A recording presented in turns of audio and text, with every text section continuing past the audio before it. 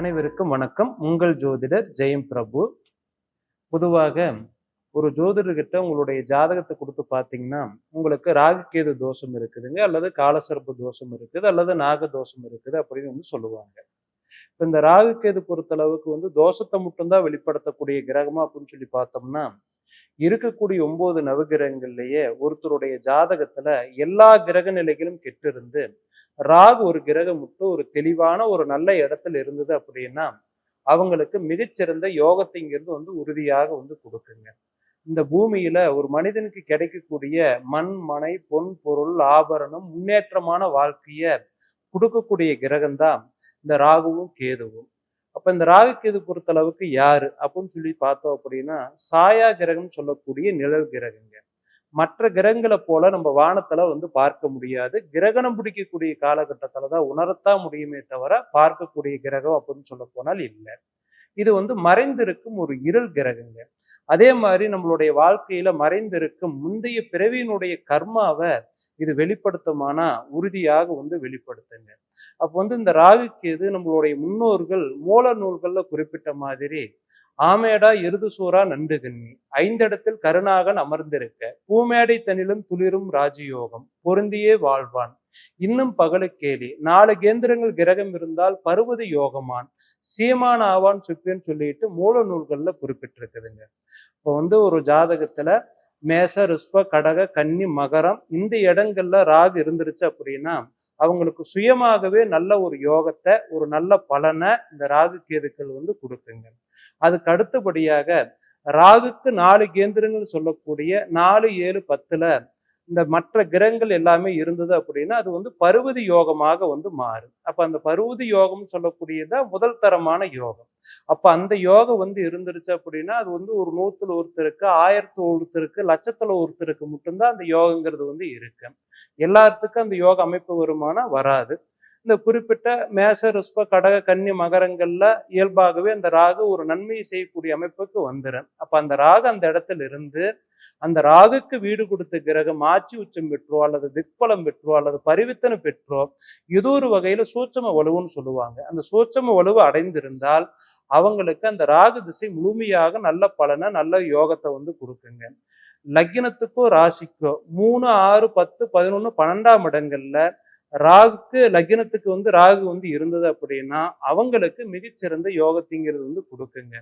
இது பொதுவாக பாத்தீங்கன்னா இந்த அமைப்புகள்ல இருந்து குறிப்பிட்ட ஏஜ்ன்னு சொல்லுவாங்க. ஒரு 30 வயசுல இருந்து ஒரு 50 வயசுக்குள்ள அந்த குறிப்பிட்ட ஏஜ்ல இந்த ராகு திசைங்கிறது நடந்தது அப்படின்னா அவங்களுக்கு மிகச்சிறந்த யோகத்திங்கிறது முன்னாடி சொன்ன அமைப்புகள் எல்லாம் இருந்து இந்த ராகு திசை நடந்தது அப்படின்னா மிகச்சிறந்த யோகத்திங்கிறது உறுதியாக கொடுக்குங்க. என்னுடைய அனுபவத்துல நான் பார்த்த வகையில இந்த ராகு கேது திசைகள் பாத்தீங்கன்னா எந்தெந்த துறைகள் இருக்கிறவங்களுக்கு மிகச்சிறந்த யோகத்தை கொடுத்துருக்குது அப்படின்னா கலைத்துறை சார்ந்தவங்களுக்கு மிகச்சிறந்த யோகத்தை கொடுத்துருக்குதுங்க. இது என்னுடைய அனுபவத்துல நடிகருடைய ஜாதகம் நடிகருடைய ஜாதகம் நான் பார்த்துருக்கிறேங்க. அவங்களுடைய ஜாதகத்துல இந்த ராகு நல்ல அமைப்புல இருந்து அந்த ராகு திசை நடக்கக்கூடிய காலகட்டத்துல ஒரு நார்மலா ஒரு நடிகரா இருந்தவங்க மிகப்பெரிய பேரும் புகழும் எடுத்தாங்க, மிகப்பெரிய நடிகர் ஆனாங்க. இது என்னுடைய அனுபவத்துல நான் பார்த்ததுங்க.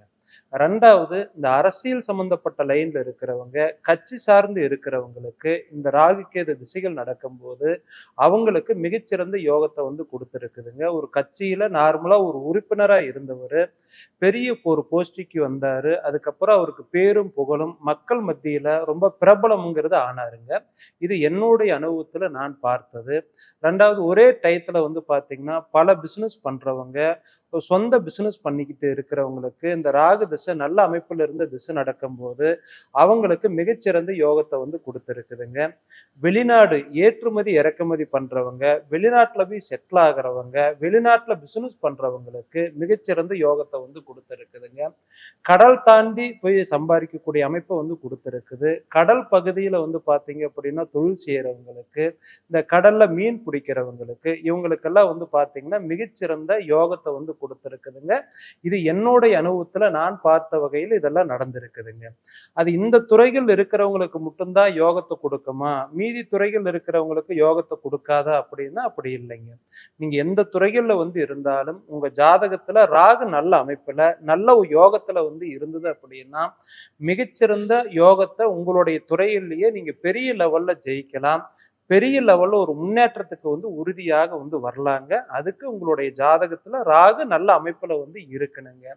அப்ப எந்த அளவுக்கு ராகு நல்ல அமைப்பில் இருக்குதோ அந்த அளவுக்கு ஒரு முன்னேற்றமான வாழ்க்கைய உறுதியா இந்த ராகு திசையில கொடுத்துருங்க.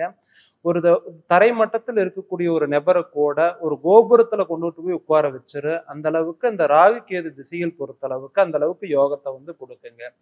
அதே மாதிரி அந்த ராகு ஒரு கெடுதல் பண்ணக்கூடிய அமைப்புல மட்டும் இருந்து பாவகிரகங்களுடைய சேர்க்கையோ அல்லது பாவகிரகங்களுடைய பார்வையோ இருந்தது அப்படின்னா ஒரு கோபுரத்துல இருக்கக்கூடிய நபரை கூட தரையில கொண்டுட்டு உட்கார வச்சிரு. அந்த அளவுக்கு ராகு அதுக்குண்டான பவருங்கிறது ராகுக்கு இருக்குதுங்க.